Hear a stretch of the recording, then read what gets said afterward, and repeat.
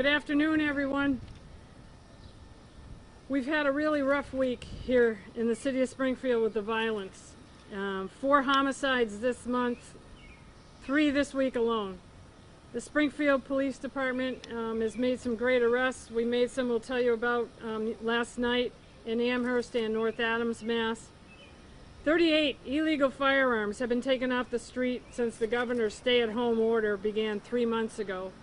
15 of those 38 illegal firearms were large capacity firearms.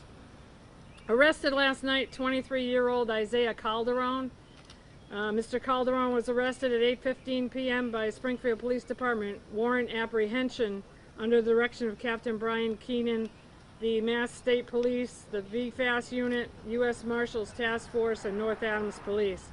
He was located hiding in a closet on Blackington Street. He's charged with murder from, this is Tuesday's homicide on Horace Street. Also arrested yesterday, 21-year-old Jeremy Garcia. Springfield Police Department's Narcotics Unit, Warrant Apprehension, Mass State Police, VFAS, Marshals Task Force, Hampden County Sheriff's Department, and Amherst Police helped us with Jeremy's arrest on Southeast Street in Amherst. Jeremy is a prolific offender in the city of Springfield. He's involved in numerous shootings and numerous felony issues. We were pursuing him last week. He committed a crime up at the Eastfield Mall area, pistol whipped an individual, ran from us. We located the car, which contained his wallet and a semi-automatic handgun. He's been involved with us on numerous occasions. He has a very extensive record, so we'll see how long this time that we can hold Mr. Garcia. This morning, an amazing job. This is Squad A. This is the midnight to 8 a.m. officers. They recovered 8 firearms in just 3 different incidents, and no one was injured. At 6:15 a.m., a firearm is recovered in a car that was being towed from White Street. At 2:40 a.m. this morning, three firearms, including a shotgun. They were all recovered after a domestic disturbance on Marion Street. At 1 a.m., officers responded to Dickinson and Trexel Street for suspicious activity. There was a gathering with 3 cars and nearly a dozen people. 5 individuals were arrested and 4 guns were recovered, including a high-capacity firearm. There was at least 1 gun in each car. Arrested at this scene, 18-year-old Luke McKinney, 20-year-old Josiah Cheeseborough, 20-year-old David Durant, 18-year-old William Hobby, and 19-year-old Tyler Wilson.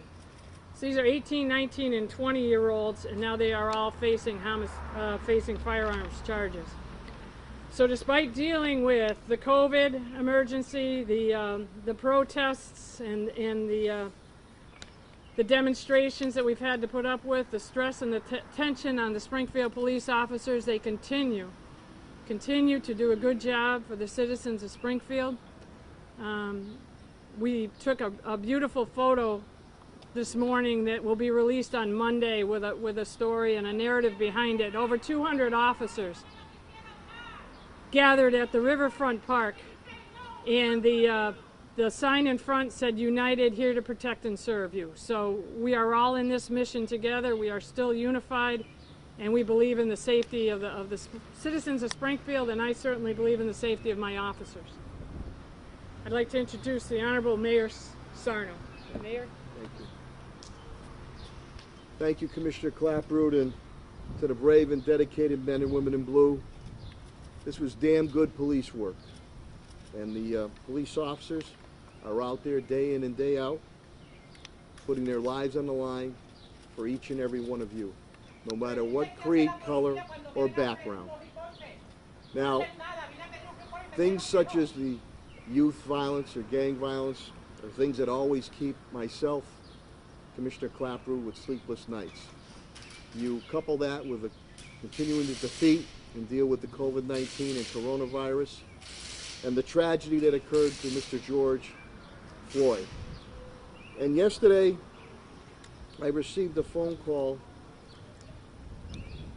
from a Minister Alexander. She called me and I spoke to her late yesterday afternoon before my school committee meeting.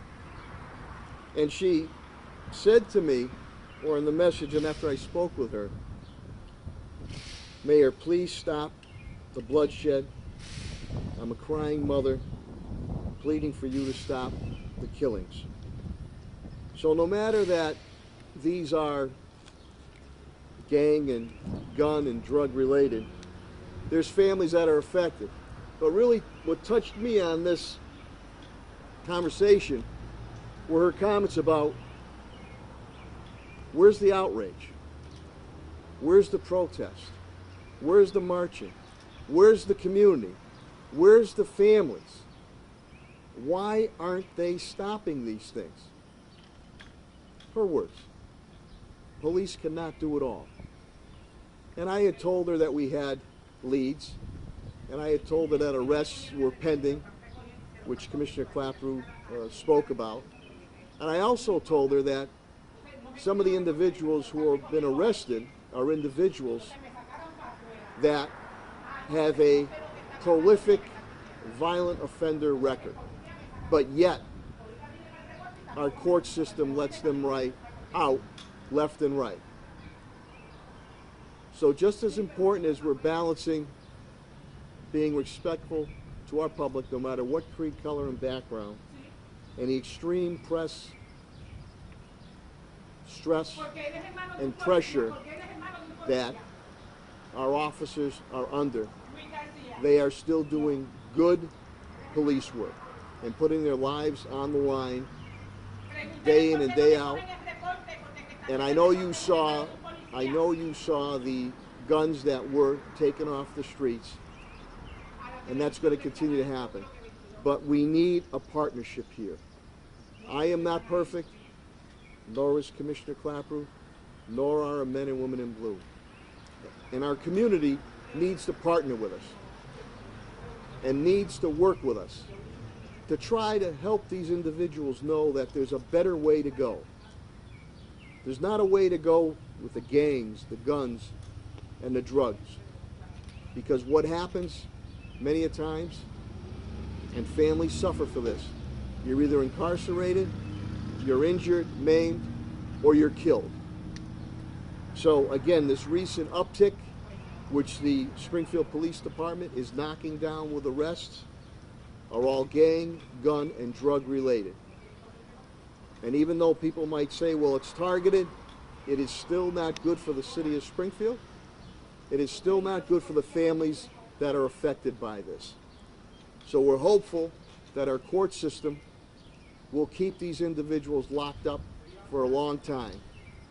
And to the families that have been affected, Commissioner Clapprood and I, our thoughts and prayers and sympathies and encouragement. But that phone call by Minister Alexander yesterday was very moving to me. This is a partnership. This is a partnership. So we're going to continue to work hard. I commend our men and women in blue for their brave and dedicated efforts.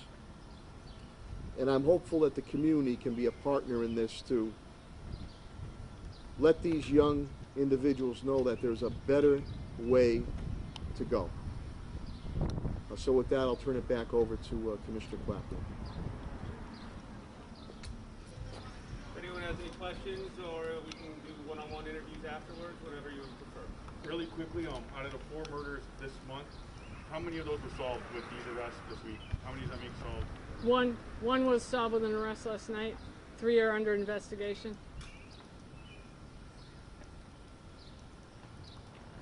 Any other questions? Can you speak a moment about your effort for the fireworks? Because this is something that the department went on Facebook about to solicit information.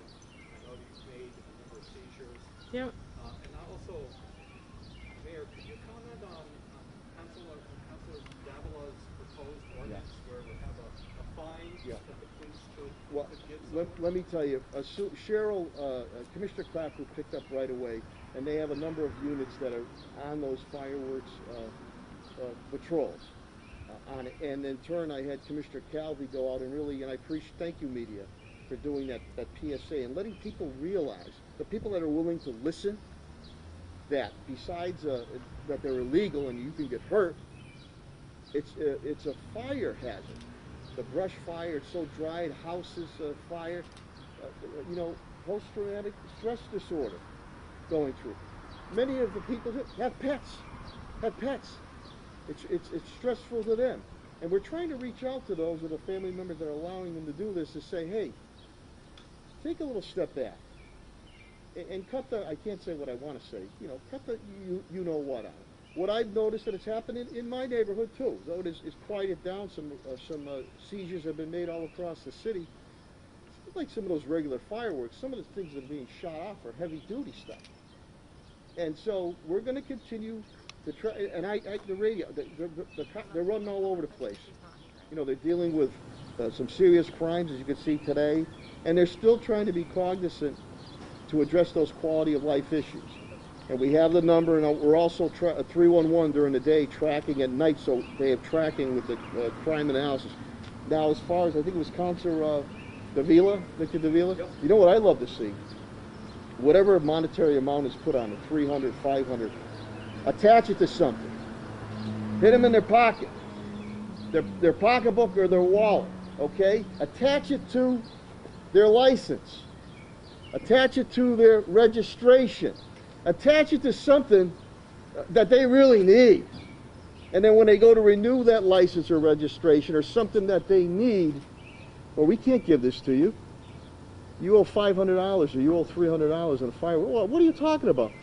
Well, now he's going to think twice. Either pay up, so I don't know if you need home rule legislation to state, either pay up if you want to get your license, registration, or anything that deems it, tie it to city stuff. Tie it to city licensing that we might have, or anything you're getting from the city, tie it to that. Make them feel the pain. Because if you make them feel the pain, they're going to think twice about doing it again.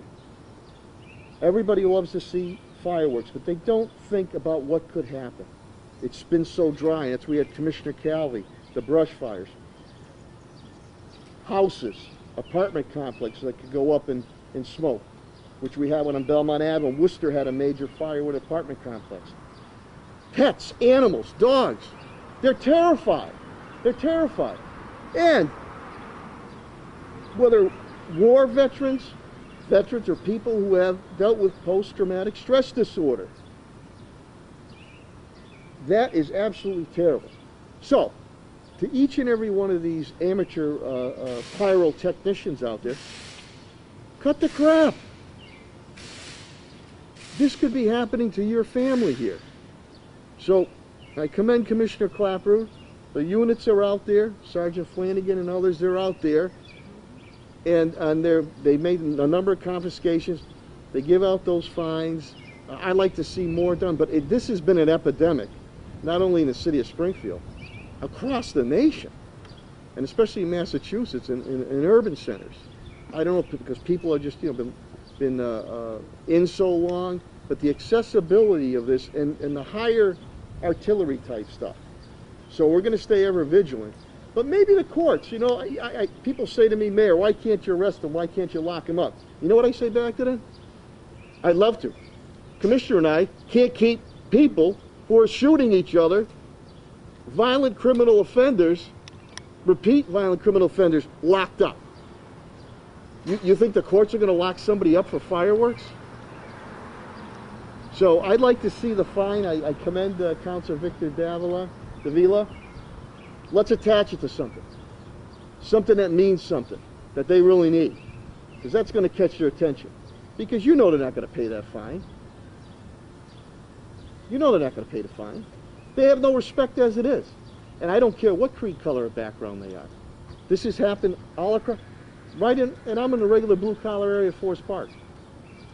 And the same thing is occurring there. It's gotten better. I know in some areas it has gotten better because they've made the apprehensions or they've been the confiscations.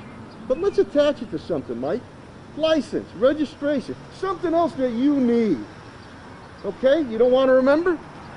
Now you're not going to forget. Do it again. You can't get your license, you can't get your registration, you can't get a permit. Why? Well, you owe $300, you owe $500 in fines. Why? Now you're going to think twice about doing it. So I know the commissioner has units out there, and they're going to continue to make confiscations. We want you to call, unless it's an emergency. You call 787-6302. That's a non-emergency line. The 311, unless it's during the day, is for tracking purposes for Commissioner Clapprood's Crime Analysis Division. And then they start the tracking, and that's how they'll strategically put out those units, whether it's 3 o'clock in the afternoon or 3 o'clock in the morning. But I'll let Commissioner Clapprood. I think he did good. No. Ditto. You know, but yeah, that we do have units out, and they're special patrols, and unless there's an emergency call or something in progress, they're dedicated to the fireworks. So, and we have been getting some information. Neighbors are starting to speak up about who's got them, so we have been starting to make more seizures. Thank you. Has the number gone down since yesterday when BJ Calvi did his announcement in Davila? Did they go down last night, or are they saying the Not same? yet. It was the same. Maybe they're not watching, but hopefully it does. Thank you very much for being out here and getting the information. I know, I believe you're both streaming, so we appreciate that. Thank you. But they continue to do the hard work, and we'll continue to move the city forward. Happy Father's Day and happy Juneteenth. We did that at City Hall steps early this morning. Thank you. Thanks, Dave. Mike.